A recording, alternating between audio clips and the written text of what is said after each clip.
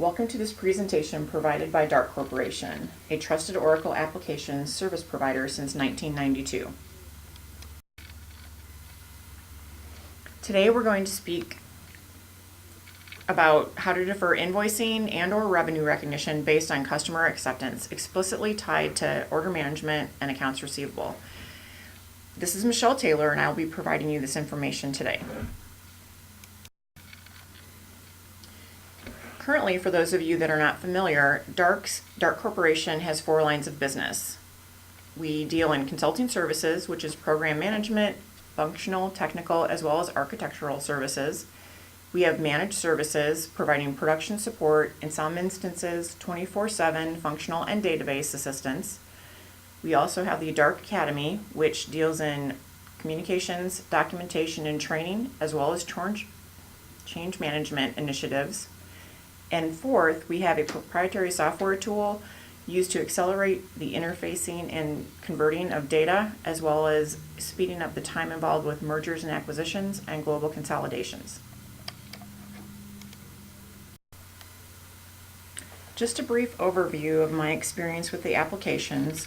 I've been working with the Oracle applications for over 15 years. I was exposed to them as a result of being an end user. The company I started out with had a legacy system and was implementing Oracle 10.5 character, and I wasn't familiar with either of them, so I actually got thrown into the Oracle testing side of the fence right off the bat. Since then, I've been on the industry side as well as the consulting side, all working with the applications and different releases. Currently, I'm certified in supply chain order management for both Release 12 and 11i. Our agenda for this discussion will be starting out with the introduction, going through the descriptions, the benefits, and the definitions of the different terminologies, then a quick review of the basic setups required to accomplish the functions. I'll go over a high-level process flow and review in terms of the steps involved to accomplish the customer acceptance functionality, some little FYIs, helpful hints in terms of managing acceptance and processing acceptance for data, then an overview of the revenue recognition process just to understand how the revenue actually gets slotted in one account segment and then gets moved once the acceptance functionality actually is completed. Some different things to keep in mind, consider as you're using this functionality for your business, and then a quick summary of the key points of our topic. First of all, in terms of customer acceptance can actually be used for deferring invoicing and or deferring revenue recognition. On the business side of the fence, this deferral request is actually going to be more related to the revenue recognition. They want to defer the revenue recognition based on a customer acknowledging formally or systematically that a shipment or services have been completed or received.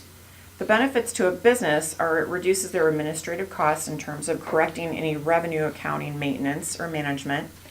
And for auditing, hopefully it reduces or eliminates any revenue recognition inconsistencies.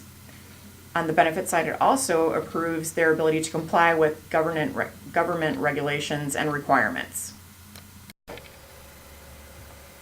From the customer side of the fence, the requirement and the benefits are just flip side of the business, so to speak.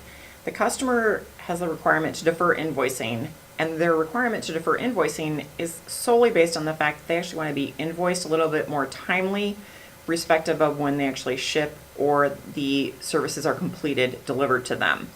There can be a considerable lag in terms of the time of a ship date versus transit time versus the time to receipt the material on hand and the invoice date. 9 out of 10 times, your invoice comes before you've actually received the goods into your warehouse, and it's actually due very soon, quite frankly, after you receive that. So the customer wants a little bit more of a respective window of time in terms of when you actually will get their money from them.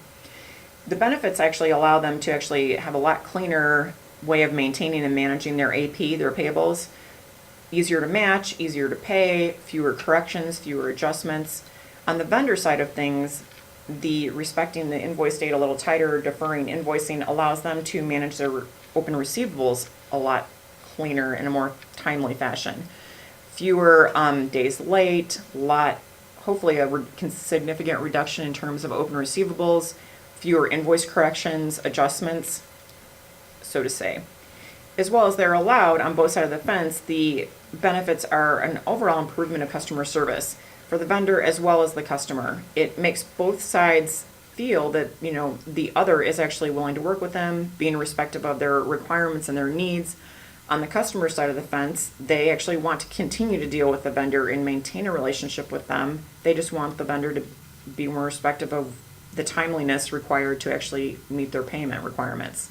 On the vendor side, they actually don't want to lose a revenue stream. They don't want to lose that customer. They want to try and, maintain that relationship and actually foster it to go forward. And hopefully that customer will recommend that vendor to other areas of the business that they deal with. So it's very much a win-win if they're able to work together and come to an agreement.